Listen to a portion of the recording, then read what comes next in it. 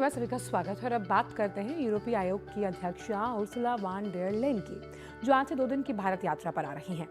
उनके साथ 27 में से 21 यूरोपीय संघ आयुक्तों यानी उनके मंत्रियों का एक उच्च स्तरीय प्रतिनिधिमंडल भी होगा। इस यात्रा का उद्देश्य भारत EU रणनीतिक साझेदारी को और मजबूत करना है। अब वो होगा कैसे, क्योंकि इसमें व्यापार, रक्षा, सुरक्षा और अब यूक्रेन संघर्ष से जुड़े मुद्दों पर चर्चा होनी है। देखिए हमारे संवाददाता अखिलेश सुमन की ये खास रिपोर्ट।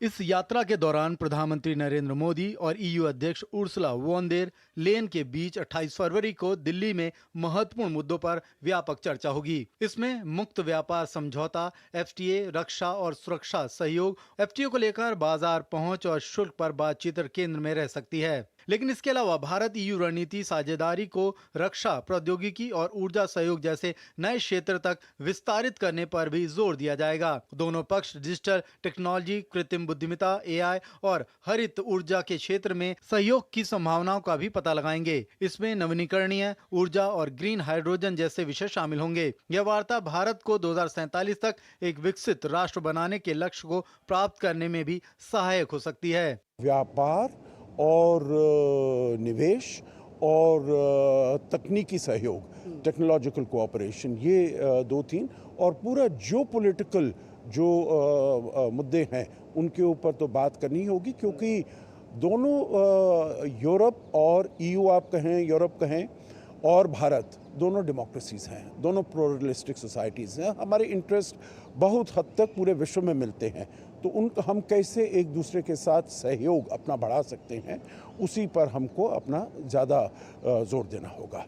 इस यात्रा का एक और महत्वपूर्ण पहलू भारत EU व्यापार और प्रौद्योगिकी परिषद है। इसका उद्देश्य व्यापार, नई तकनीकों और डिजिटल नवाचार में रणनीतिक समन्वय को बढ़ावा देना है। कुल द्विपक्षीय व्यापार $135 अरब, भारत का EU को निर्यात $76 अरब, EU का भारत को निर्यात $59 अरब, EU का भारत में निवेश $117 अरब, 6000 यूरोपीय कंपनियां, भारत का EU में निवेश $40 अरब।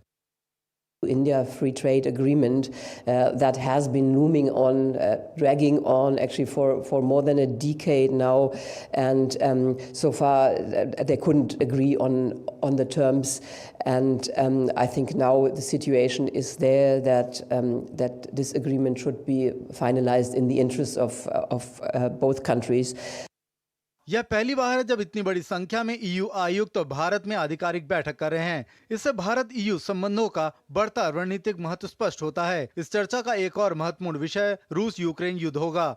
EU भारत की कूटनीतिक भूमिका को शांति वार्ता में देख सकता है और यूक्रेन को सुरक्षा गारंटी देने में भारत के समर्थन की संभावनाओं की तलाश कर सकता है, यदि कोई शांतिपूर्ण समाधान निकाला जाता है। यह वार्ता ऐसे समय में हो रही जब अमेरिकी राष्ट्रपति डोनाल्ड ट्रंप और रूसी राष्ट्रपति व्लादिमीर पुतिन युद्ध को समाप्त करने पर चर्चा कर रहे हैं। यह युद्ध अब 3 साल पूरे कर चुका है।